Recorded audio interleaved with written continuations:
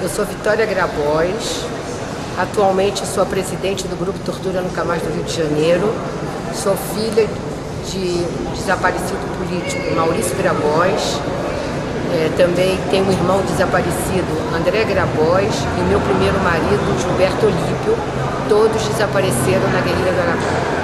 É muito gratificante para nós, as mulheres do Grupo Tortura Nunca Mais, né?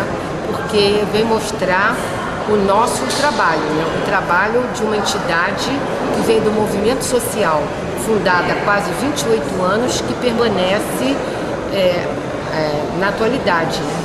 É muito raro no Brasil você ver uma entidade do movimento social que dura 28 anos. Então, isso vem mostrar a justeza e a coerência do trabalho das militantes do grupo, das militantes e dos militantes em geral, né, do Grupo Tortura Nunca Mais. E aqui, em especial, as mulheres, claro, que a maioria que sempre lutou pelo resgate dessa história, né, para saber as circunstâncias das mortes, o paradeiro dos desaparecidos políticos, sempre foram as mulheres, né? Porque essa luta começou com as mães, das mães passaram para as esposas, as irmãs, e é uma luta, claro, é uma luta eminentemente feminina. O Grupo Tortura Nunca Mais, assim que a Comissão da Verdade foi instituída, fez várias críticas, né? A primeira é que não houve uma consulta à sociedade civil para que a gente discutisse quem seriam os nomes, os comissionados que iam participar dessa comissão. Eles foram todos escolhidos pela Presidente da República. Depois, o período de abrangência que a comissão terá que investigar é um período muito longo, que vai de 1946 a 1988, tirando o foco do regime ditatorial que imperou no Brasil de 1964 a 85. Né? E a outra coisa também, que no início as reuniões da comissão eram reuniões fechadas e isso levava ao sigilo. E nós brigamos muito para que a comissão tivesse audiências abertas, que essas audiências fossem transmitidas a nível nacional para todo o Brasil. Então, nesse momento, eu acho que foi uma grande conquista.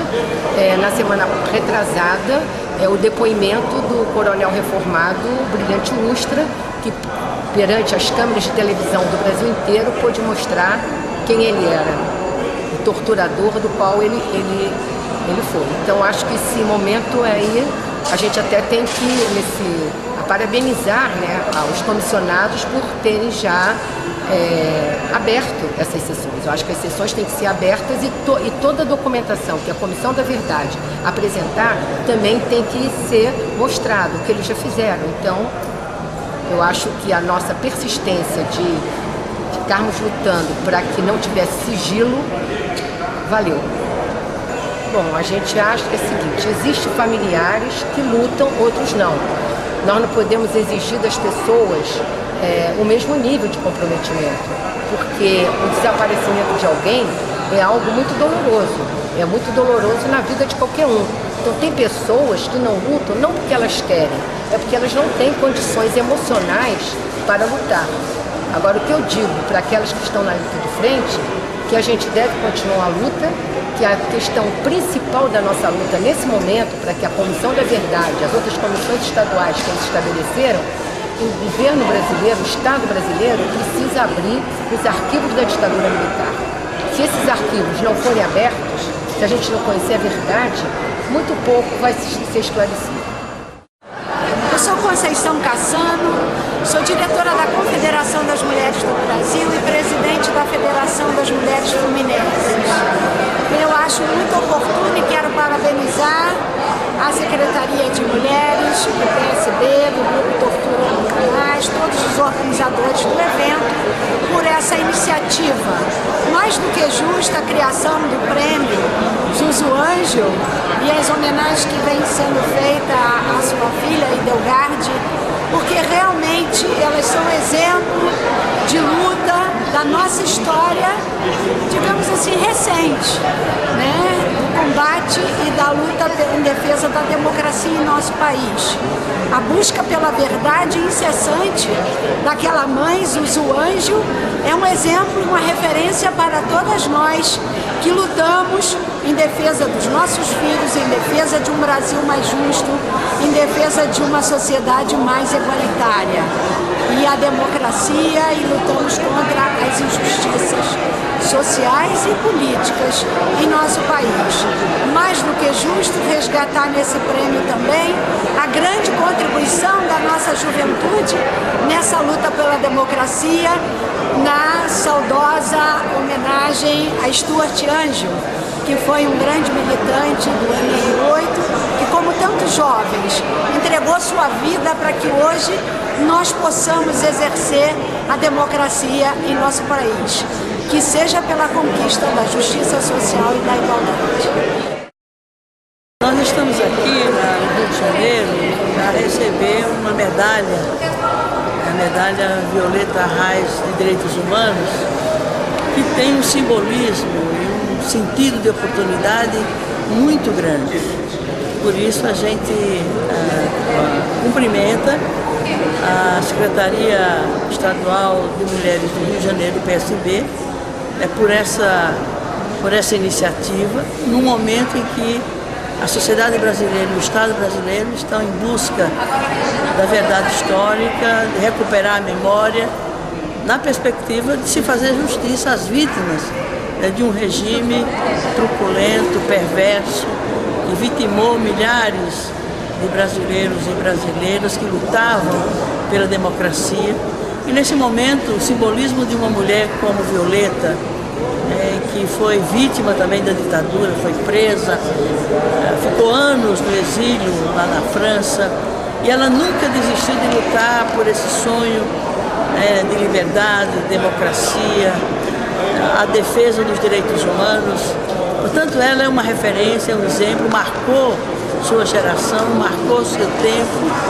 Então, rememorar, trazer à memória, né, essas pessoas e esses exemplos é também uma forma de resgatar e de projetar essas personalidades, essas figuras emblemáticas, como foi Violeta Arraes, no sentido de trazermos para os dias de hoje um passado, né, que nos traz grande sofrimento, memórias muito tristes, mas é uma referência para que a gente, né, cumpra essa tarefa de passar limpo a história do Brasil e, a partir daí, ver concluído o processo de redemocratização, sem o que nós não teremos esse objetivo assegurado.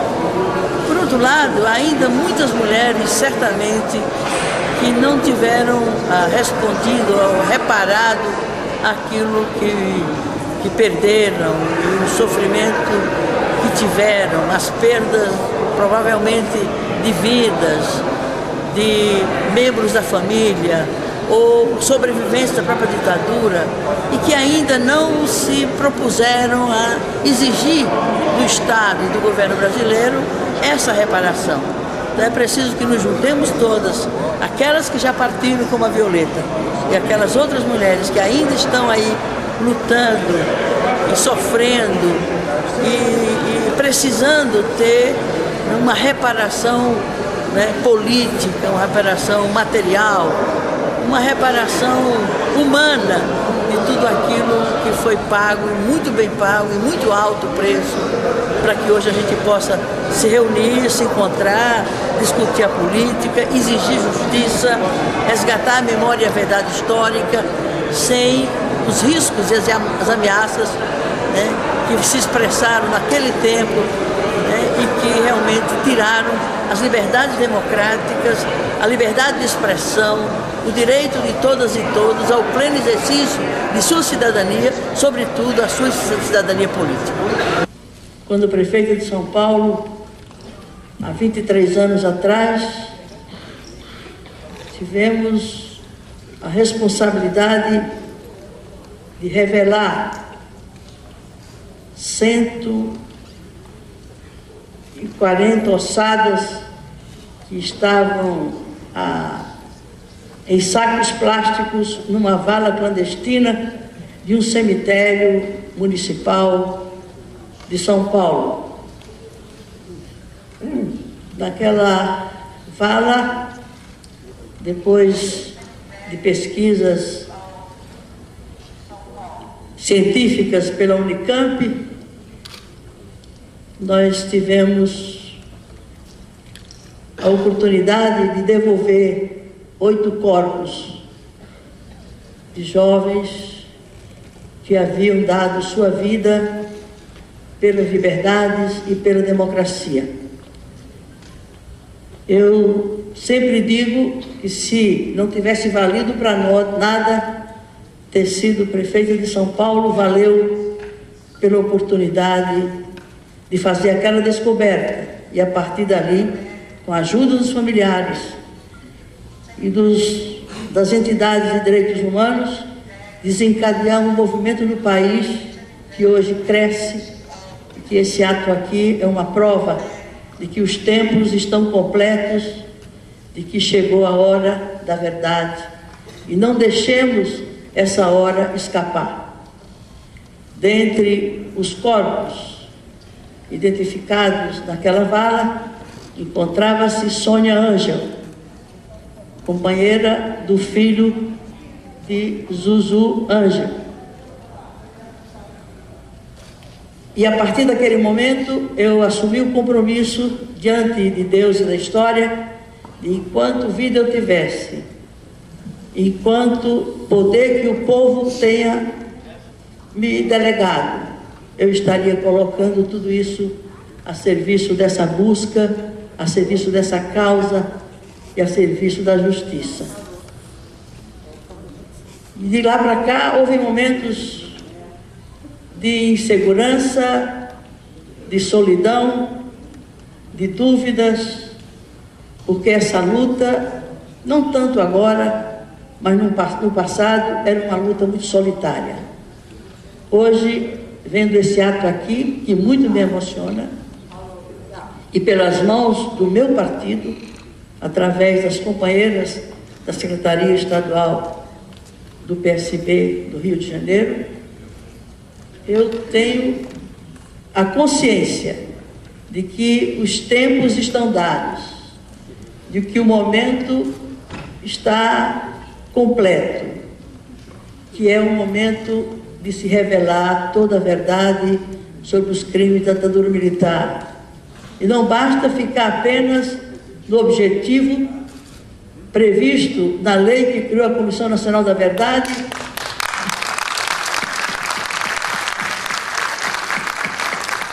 que é resgatar a memória e revelar a verdade histórica, para, nos termos da lei, se fazer a reconciliação nacional.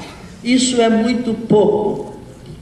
Nós não vamos nos conformar, nem nos limitar, nem nos satisfazer com simplesmente chegar a esses resultados, preparar, através da Comissão Nacional da Verdade, por mais completo que seja o relatório que venham a produzir, é absolutamente insuficiente para que se passe a limpo a história daquele período tenebroso da vida do nosso país. E mais que isso, fazer justiça às vítimas da ditadura militar. Nós sabemos que supõe uma luta muito difícil, que é se fazer, não é a revisão da lei da anistia, é fazer uma reinterpretação do artigo 1º, parágrafo 1º daquela lei aprovada em 1979. Porque nesse artigo a lei estende o benefício da anistia a algozes e a vítimas. Isso é inaceitável.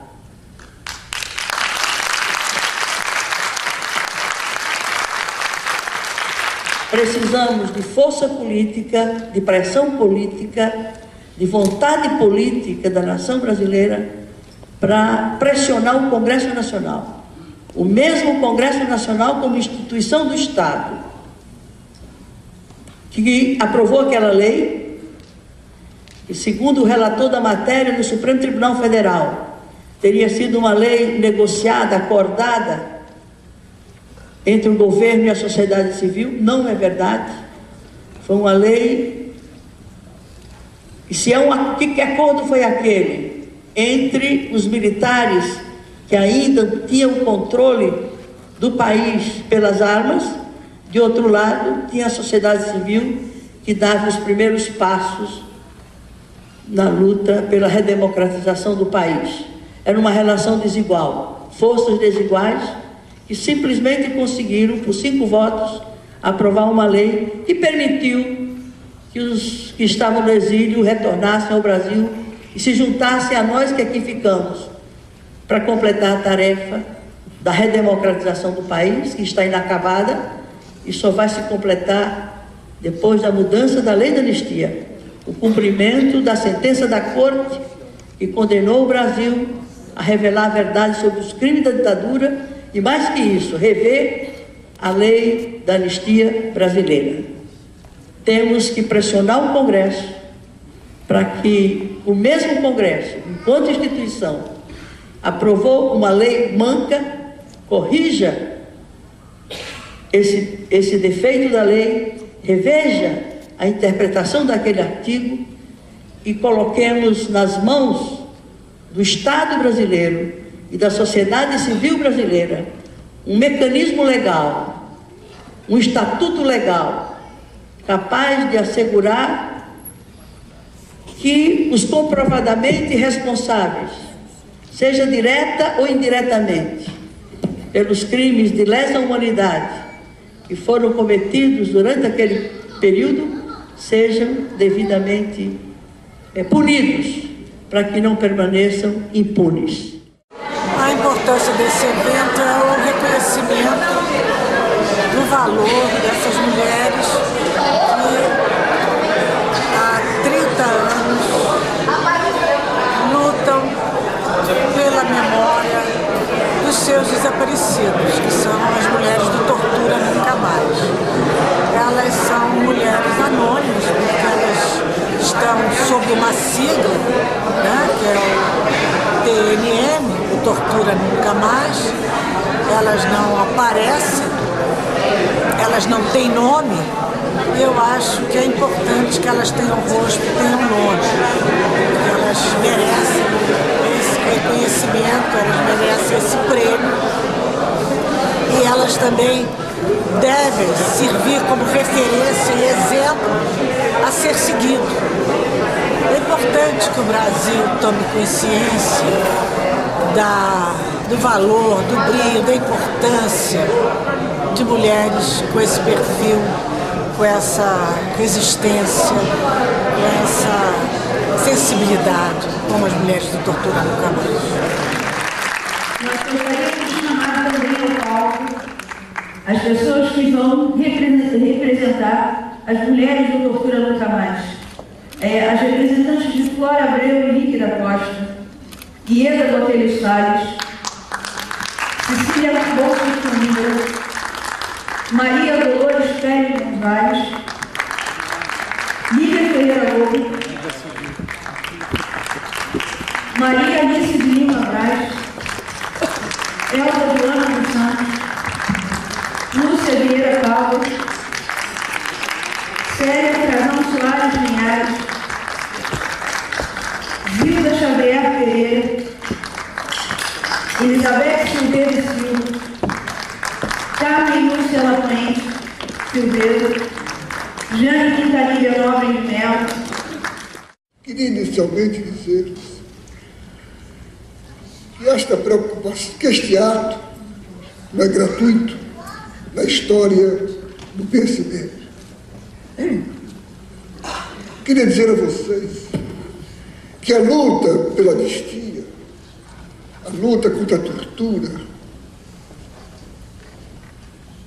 a luta pela revisão da autoanistia, isto não é estranho. Nós nos reorganizamos em 1985 e em 1986 tivemos o direito de levar ao ar o primeiro programa de televisão dos partidos políticos. Naquela época o programa tinha 1 hora. Quase metade do programa nós dedicamos à denúncia da tortura. Naquela época, isto era um tabu. O nosso líder democrata, presidente da República, José Sarney, ameaçou de impor a censura prévia aos programas dos partidos.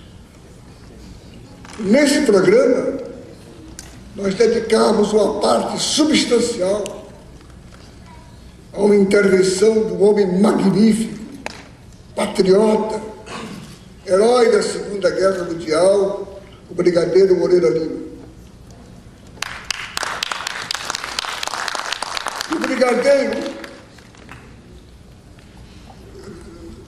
me emociono, deve estar vontade. O Brigadeiro, no ar, contou como é que ficou. Stuart Angel havia sido torturado e assassinado numa dependência da aeronáutica, da Força Aérea Brasileira, que ele, brigadeiro, havia defendido nos ares da Itália, na Segunda Guerra Mundial.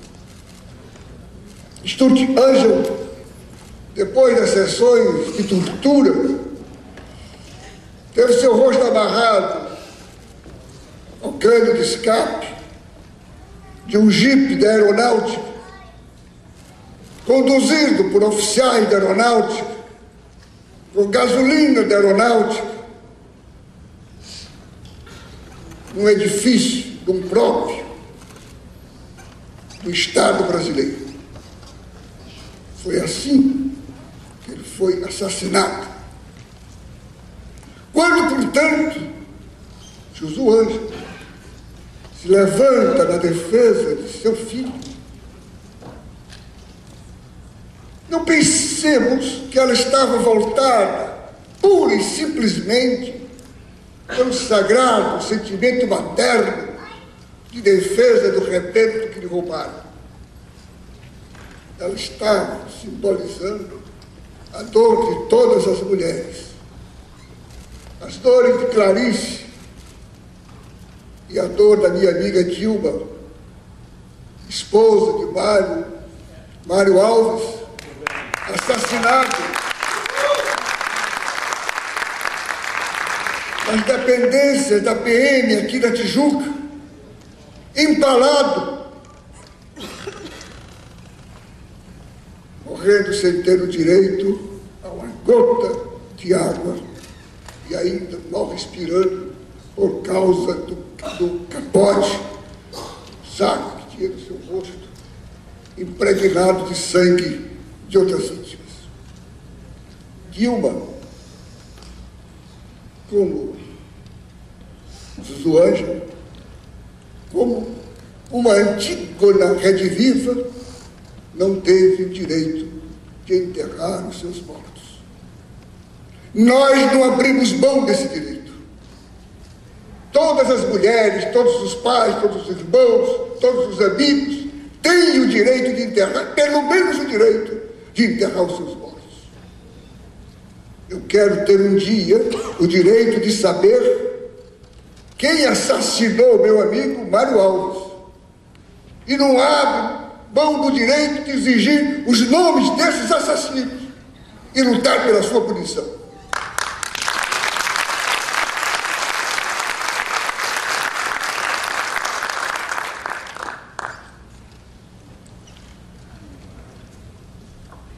Aos jovens, eu queria lembrar que o caminho caminhar só é difícil, o caminho só é longo quando nós não começamos a caminhar.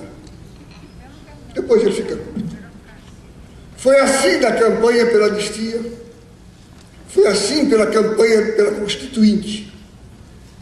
Ninguém acreditava. Diziam até que alguns de nós éramos provocadores. E nós conseguimos. Que este movimento lembre as vitórias passadas, quando nós éramos tão poucos e porque estávamos com a razão, nos transformamos em multidão. Que atos como esse se reproduzam. Se reproduzam no PSB e em todos os partidos. Se reproduzam onde palpite uma alma brasileira, onde palpite o coração de uma mãe, o amor de um pai, a solidariedade de um amigo, a amizade de um irmão. Se nós fizermos isso, nós vamos limpar essa infâmia. Nós vamos nos livrar dessa miséria que sermos o único país da América do Sul que não conseguiu punir os algozes da democracia, os assassinos e os fascistas.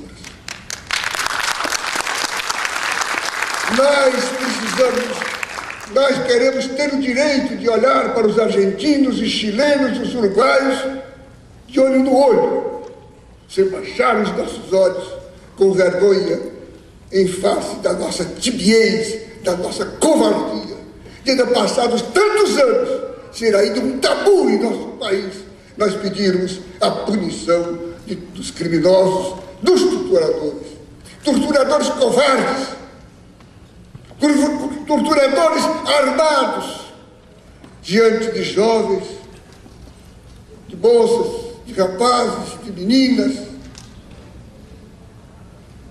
desarmados,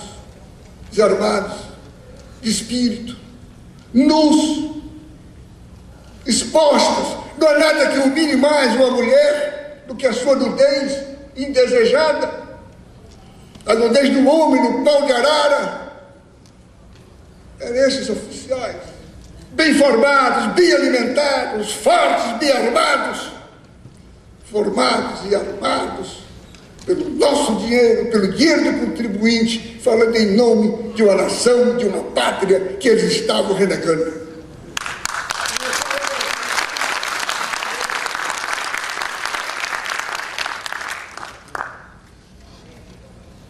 Eu queria falar 2 ou 3 palavras sobre 2 mulheres extraordinárias. Uma talvez muito pouco conhecida. A minha conterrânea, para os que não sabem, modesta parte, sou cearense, a minha conterrânea Violeta Reis, que era a cônsul dos subversivos, dos perseguidos, dos exilados na Europa, que acorriam a Paris, de qualquer canto da América do Sul, do Brasil ou da Argélia, que os recolhia, que os protegia, que os defendia. Ela já não está mais conosco. Foi devorada pela tragédia biológica. Mas está conosco Luiz Erundina. E nada mais perfeito do que esse encontro entre a homenageada e o nome que a homenageia.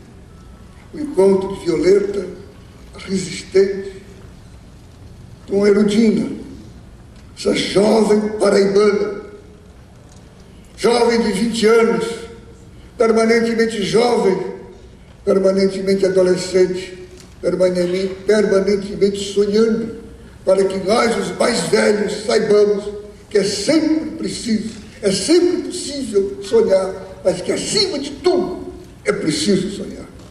Boa noite.